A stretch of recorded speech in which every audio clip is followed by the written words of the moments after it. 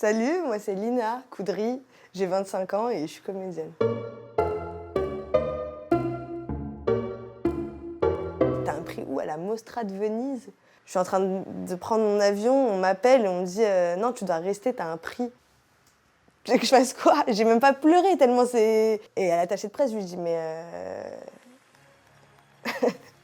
je vais monter sur la scène là et tout. Elle me dit ouais. Je dis non mais la scène de tout le monde là. Elle me dit ouais. Je lui dis le tapis rouge et tout. Elle me dit oui Lina, tu as un prix. T'y crois pas. Le lion il est dans le salon, tu vois. Il est hyper lourd, j'ai galéré. J'étais en classe éco, EasyJet, je l'avais sur mes trucs, tu vois. Je disais putain. Je suis arrivée chez moi, ma mère elle m'a dit t'as quoi? Parce que ma mère elle le savait pas. Je lui ai dit en rentrant. Elle m'a dit c'est quoi ça? Je lui ai dit bah c'est un lion de Venise, tiens. Je me voyais pas arriver sur scène et dire merci, merci, merci et partir, tu vois. Tellement il y avait de la gravité, tu vois, j'ai cru que j'allais partir en arrière. Merci Sophia d'avoir raconté l'histoire de ces Algériennes puissantes, insoumises. Merci de dire, grâce au cinéma, que les femmes ont le pouvoir. À toutes celles qui veulent qu'on les entende, qu'on les respecte, qu'on respecte leurs rêves, leur religion, leur orientation sexuelle, qu'on nous respecte et qu'on nous aime, nous les femmes.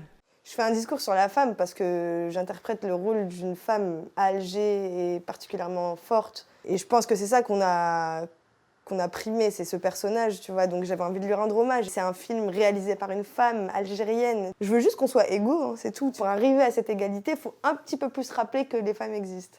Après, on y arrivera. Et merci à ma mère, ma reine, d'avoir si longtemps été un homme. Je t'aime, maman. Moi, d'où je viens, on m'a jamais expliqué comment ça peut se passer. Si t'as envie de devenir comédienne, ça peut se passer comme ça. On m'a jamais dit c'est possible, tu vois.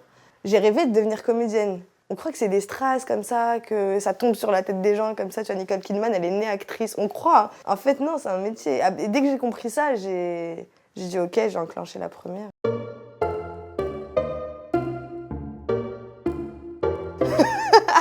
Ils savent tout, eux. Je les kiffe, moi, les petites Drancy. C'était les meilleurs petits que j'ai eus. C'était ma dernière année en tant que surveillante. J'embrasse la principale parce que, comme mon contrat n'a pas été renouvelé, j'ai décidé d'aller à la fac et de faire du théâtre. Moi, j'ai adoré travailler avec les petits. C'était mes inspirations. Ils ont une énergie, ils ont un truc. Mais c'est remarquable comme métier parce que tu es dans le quotidien d'énormément d'enfants, d'adolescents en plus. Et je crois que tu es important pour eux, en tout cas. Tu vois. Moi, j'ai eu l'impression d'être importante pour eux et eux, ils étaient importants pour moi aussi.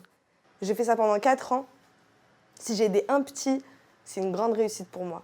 Mais je les kiffe tous, je les embrasse très très fort. Mais le visage, c'est une association qui a été fondée par Ouda Benyamina, la réalisatrice du film Divine. C'est vraiment ouvrir les portes à des jeunes issus du milieu social défavorisé pour accéder au métier du cinéma. Moi, je dis, on est la bonne génération, on a de la chance. On a des gens qui nous ont balayé le chemin. Jamel Debbouze, Omar Sy. Quand je dis on, je parle de ma classe sociale. Je parle des pauvres. Non, mais c'est vrai. C'est vrai, je parle des pauvres. Je parle de nous parce qu'on n'a pas eu accès à la beauté. On n'a pas eu les clés.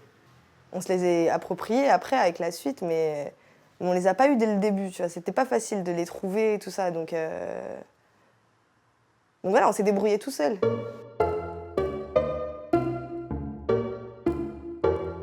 T'es un bâtard. Quoi, tu veux que je te dise quoi? Je jouais le rôle d'une petite peste dans un lycée. Mais ça parlait du harcèlement à l'école en plus. Et moi, je les remercie. Hein. Je remercie le réalisateur de m'avoir pris, de m'avoir payé, tu vois. Non, mais c'est vrai. De m'avoir donné l'opportunité d'être sur un plateau de tournage, de voir grand, peut-être de prendre conscience de ce que c'est. Ça, c'est Rodrigo Garcia, qui est complètement taré. Voilà.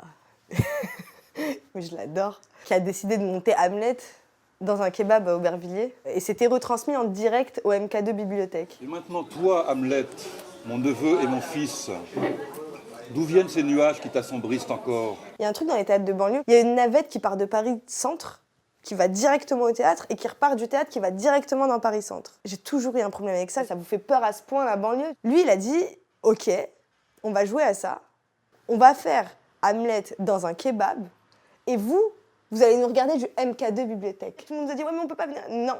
On va jouer à ce jeu-là jusqu'au bout, tu vois. Et il a pris le grec le plus caïra, le grec bleu des 4 chemins pour ceux qui connaissent. Il y a des scènes trop marrantes, tu vois.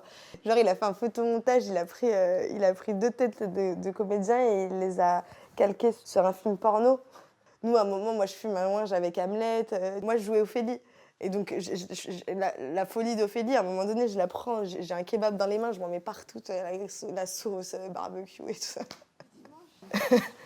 En vrai, ce truc, c'était un ouf. Voici une marguerite. C'est ça ma façon de checker.